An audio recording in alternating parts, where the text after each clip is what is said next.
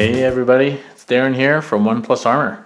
I'm starting a new series called Read Along, and we're going to be looking at White Dwarf, but the series will also include read along with new codexes or supplements or anything that involves reading. So there will be at least one read along a month every time a new White Dwarf comes out. And if there's codexes and things that I get my hands on, we'll do read-alongs. And these are not going to be reviews, although things that I read will end up being reviewed. These are actually going to be reading along with me the first time I look at whatever it is that we're reading. So when we look at the December issue of White Dwarf in this episode, I have not looked at this yet. I've unwrapped it, but that's it. I've seen the cover, obviously, but I haven't looked in it. So that's what the read-along is going to be. It's going to be like first impression of everything. So I hope that's going to be fun. It's going to set it a little bit apart from your usual review video. And yeah, so if you want to read along with me, then stay tuned. So, I've been a subscriber of the new White Dwarf since the first issue in September. The new White Dwarf is amazing, and I look forward to getting it every month. These are the 4 so far, and I just received December's White Dwarf this morning. So we will be reading along. You will be reading along with me in the new White Dwarf. So let's get these 3 out of the way. All right, so the new White Dwarf is like all the other ones, super thick, heavy, and beautifully produced. So nice texture paper, thick paper with the characters and the writing and everything in kind of glossy. I don't know, you can see the lighting come off just the glossy parts of the page there. You see that? So yeah, it's really cool. That's the front cover, and obviously there's a focus on Blood Bowl with this issue, but also on the new Magnus and Thousand Suns stuff coming out for 40K. So exciting issue. I remember playing Blood Bowl, the very first Blood Bowl. It came out in the early 90s, and I thought it was really fun. And then I dropped away from the hobby, so lost track of it. And I thought it had died, but apparently people have kept it alive and it's back. So that's great. I always like to flip to the picture on the last page, and it's just fantastic picture of the new Thousand Suns with Ahriman up here, and of course a massive Magnus model. This thing is crazy large, and I don't like the boob horns, but otherwise it's a fantastic model. These, I'm not a fan of Thousand Suns, but man, these really look cool, the new Thousand Suns. In any case, again, this is sort of just glossy where the model is. You can see that. It's just really nice production. A fantastic picture. Amazing paint job. Just so cool. And the exciting thing for me is that as a fan of Horus Heresy, I know which Primarchs have survived and which haven't, and which are unknown. And so wouldn't it be so cool if they brought all the Primarchs back that are still around? So for me, as a Dark Angels guy, if the Lion woke up and they made a Lion model, I would have that in a flash. And there's Liman Rus still somewhere in the void somewhere. There's so many possibilities, and of course all the Traitor or Demon Primarchs. So that's really exciting. All right, well, let's get going. I never read this part, but so contents, yeah, we'll skip the contents. We'll just get right to the content. All right, so some more fantastic miniature artwork, pictures of the new Thousand Suns and Magnus. They look quite fantastic. Of course, the Burning of Prospero box set was just released. That's where all this stuff comes from. All the new Thousand Suns hype and Space Wolves. So hopefully for me, when Warzone Fenris Part 2 comes out, I'm going to get some Space Wolf goodies. So we'll see. I'm looking forward to that. And Blood Bowl. And oh yeah, and I saw this the other day too. Space Hulk is back, so that's been absent for quite a long time. But Space Hulk makes a return, and you can buy Space Hulk. I was never a big fan of Space Hulk. I don't really like Blood Angels, but yeah. So let's go on. So here's just a picture of Blood Bowl, what you get in the box. It looks quite similar to what it used to look like, except probably the materials are a lot better. The dice are better, and of course the models are way better than they used to be. So I think I'm going to end up picking up Blood Bowl, and stay tuned to 1+ Armor because we are thinking of starting a little Blood Bowl league where we'll play regular games of Blood Bowl. So more stuff on Blood Bowl. Just a focus here on some of the Skaven models for Blood Bowl, which look pretty cool.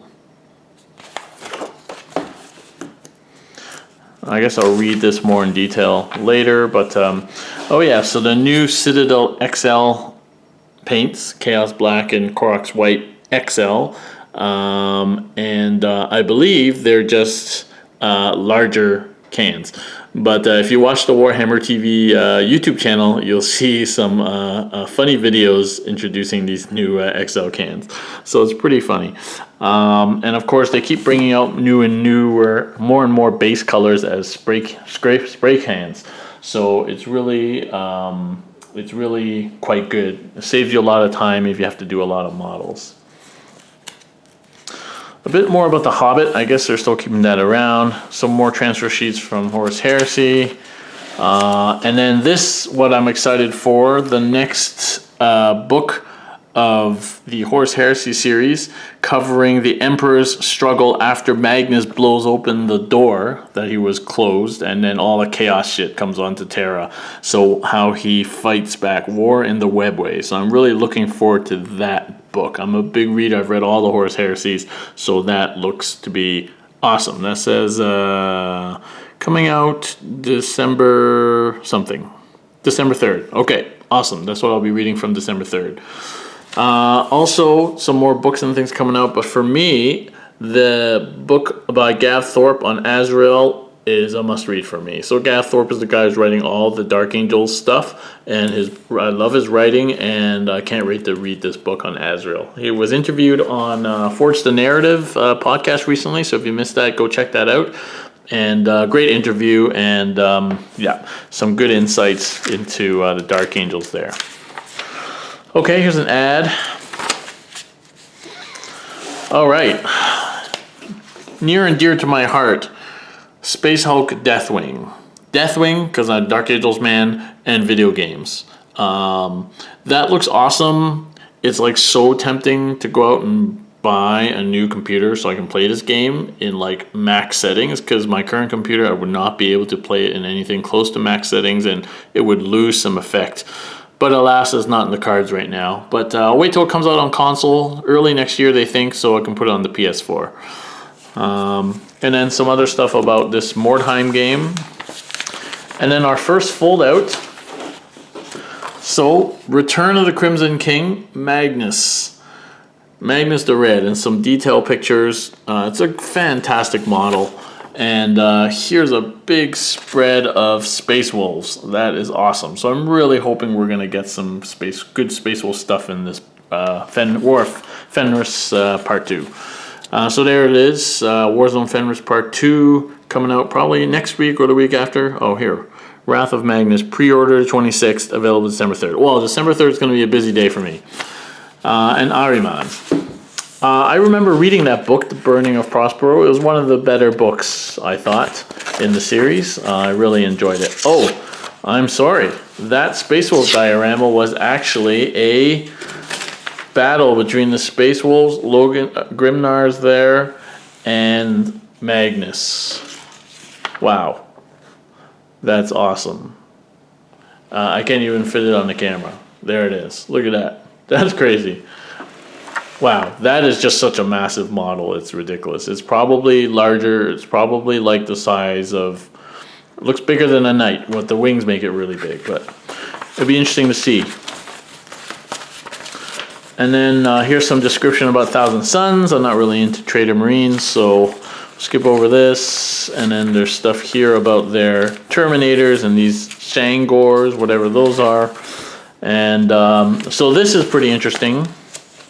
The Traitor Legions. So what is this going to be? Is this going to be just, it's going to be detachments? Will they get their own chapter tactics, all the traitor legions? Will they get their own special powers, or will they just get Angel of Death powers but renamed? We'll see, but lots of people are excited about this book. And I'm excited about this book. This book, although it's a little bit of a cop-out, they just used the old Inquisition Codex artwork. Could have done something new. Come on, guys.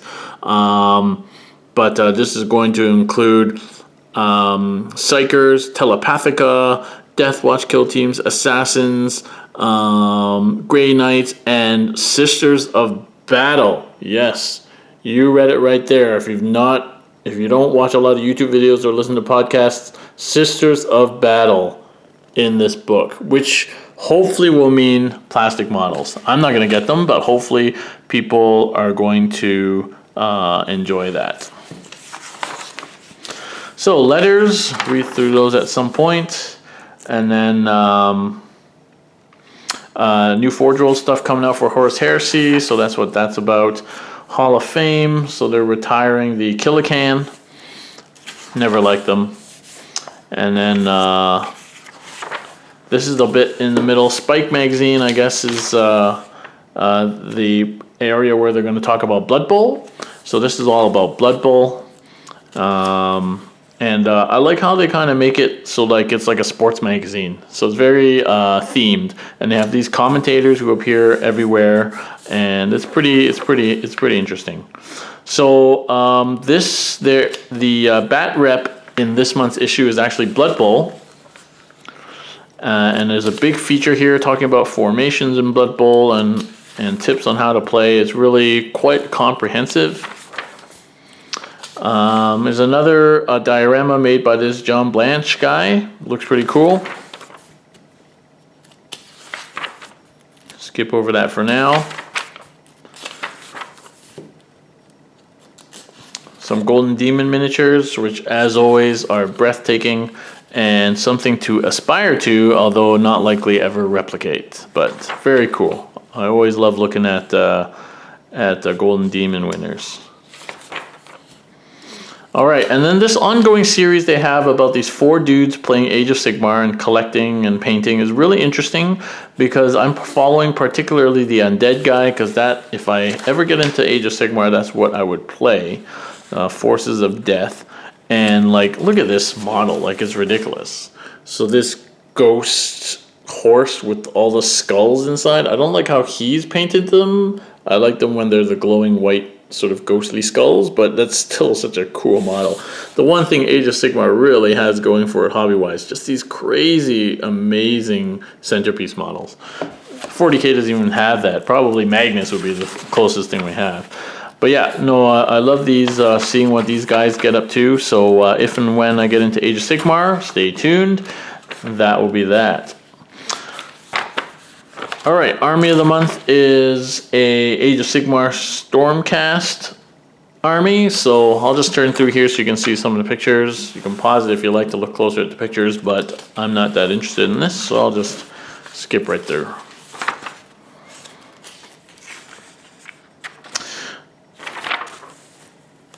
The only thing I'll say about these Stormcast guys, these guys with like the crazy wings and spikes and stuff, like, God, those are just ridiculous models. I mean, it must be a pain in the ass to paint, but, and like, you must be sweating every time you have to move these guys. They'll probably snap off all the time. But anyway, all right, so here is the bat rep, which is Blood Bowl. So it's pretty cool. They've made it like diagrams for football. Pretty cool. Yeah, we'll go through that at some point, but that's really quite interesting. I like the way they've taken the pictures sort of like on the field sort of things. So it's really pretty cool.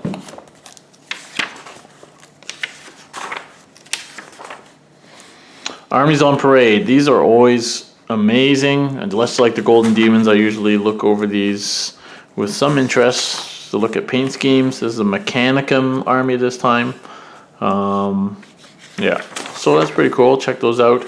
Death Flesh Eater. So these are kind of the guys I would play if I was playing Age of Sigmar, so I'll definitely be checking that out.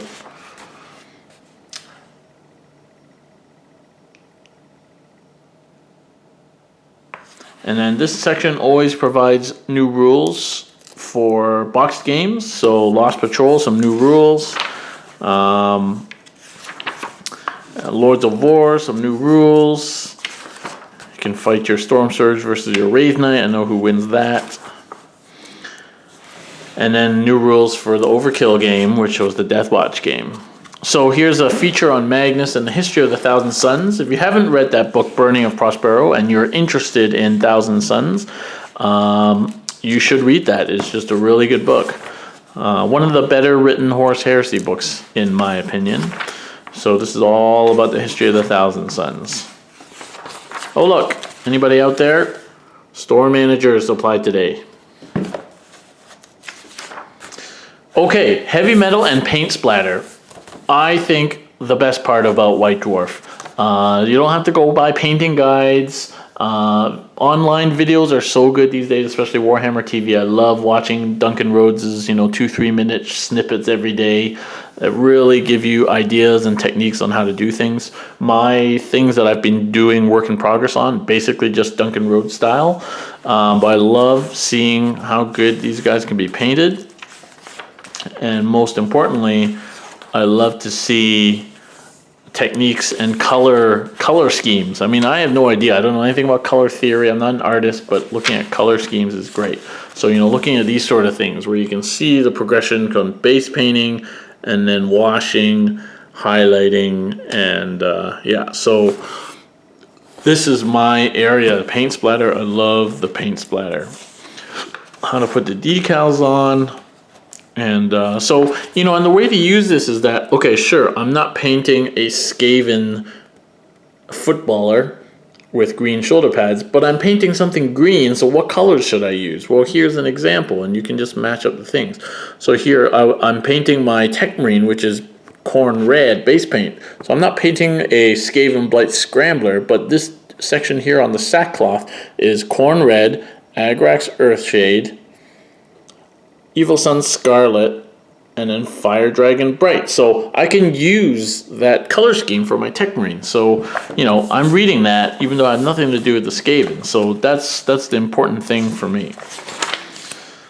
How to make flying stands and how to mix the technical paints with some of the basing things. Basing masterclass, combining sculpt bases and texture paints. Tracks and debris on tracks, like on Mechanicum tracks and things. So this is great. I love the hobby section of the magazine. We can use some barrels and things if you have leftover armored or scenery. Put it onto your base for big models is really cool. Okay, so that's usually near the end. Then it just kind of shows what other readers have been doing with their models. So I always look over this just to get inspiration. So this is fantastic. So Ulrich here, it's not very high blown up picture, but I have an Ulrich now that I'm going to be painting. Mine's going to look exactly like that. Not, but hopefully something like that. Here's an Interrogator Chaplain, for example. Very nice. So always fun to look at pictures. All right, Saint Celestine conversion. That looks pretty cool.